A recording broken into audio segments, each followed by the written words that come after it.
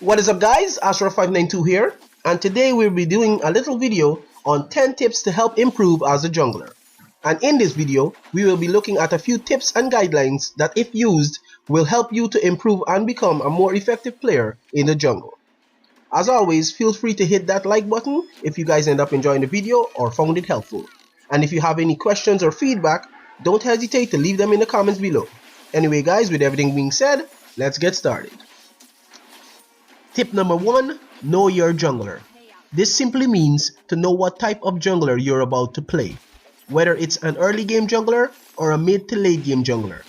If you're going to play an early game jungler, for example Kashka, Sky or Petal, you want to be ganking, invading and trying to apply as much pressure as possible as early as possible. Whereas with mid to late game junglers, for example Cruel, Rona or Blackfeather, who are generally not that strong until later when they get their level 6 or a few items. As a result, trying to do too much early with them really doesn't play to their strengths. Also, the support you have can greatly influence the plays that you can make. The point I'm trying to make here is that having one style for every type of jungler is not very effective.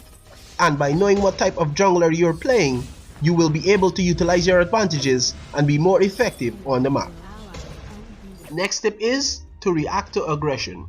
This means if you see any kind of aggression coming from the enemy, for example, the enemy carry is being aggressive, zoning and trading a lot with your carry, then that means they're going to be overextending, which also means they're more vulnerable to ganks, making it easier for you to rotate to the lane and get a kill.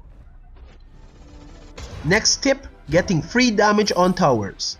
When you go to the lane to gank or assist your carry, but the enemy's carry recalled or isn't in the lane, push the minion wave and try to get some free damage on their tower. Most players would go back into their jungle and farm, which means you went to the lane and wasted your time. But by doing this, you would actually be making use of your time by getting damage on their towers so you could take it later. You want to try to be as efficient as possible when making rotations on the map. Next tip, if your carry dies or recalls, cover for them. So if your carry died or recalled back to base to recover and get items, you should cover the lane for them, because you don't want the enemy to be pushing the lane and getting free damage on your towers. Plus, this will benefit you as well, since you can take the last hits on your minions until your carry gets back, which will be giving you a lot of experience and gold. Next tip, if both carries are gone, push the lane. So if both carries are missing and there's lots of minions in the lane, go to the lane and push the minion wave to the enemy's tower. By doing this, you will be maximizing the amount of farm and experience you can accumulate. The more farm and experience you get, the more powerful you get, and the more you will be able to carry your games. Also, the tower will kill your minions, making the enemy carry lose a lot of his CS. Next tip, when you get a kill, try to take an objective. When you had a successful gank and got a kill or two, don't just go back to the jungle and farm. You can use those kills to further increase your advantages and get even more ahead.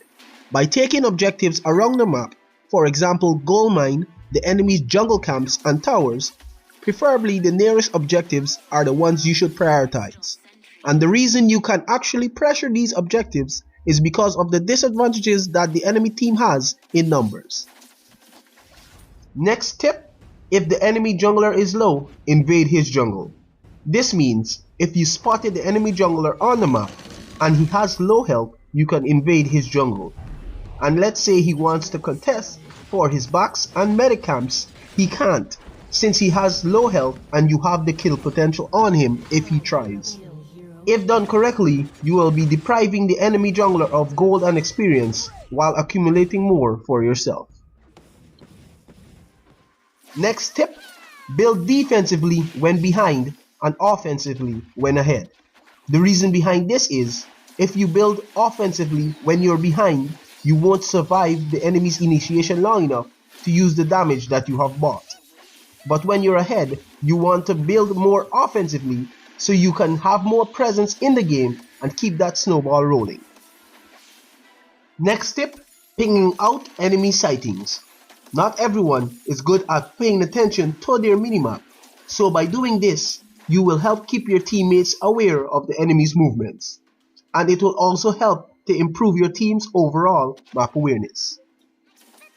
And for the final tip, always buy a scout trap when you recall or visit the jungle shop.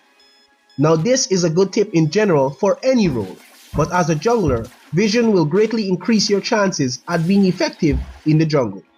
Because by knowing where the enemy is or isn't, you will be able to react to their movement and you will know when you can gank, counter gank, or even invade the enemy side of the jungle.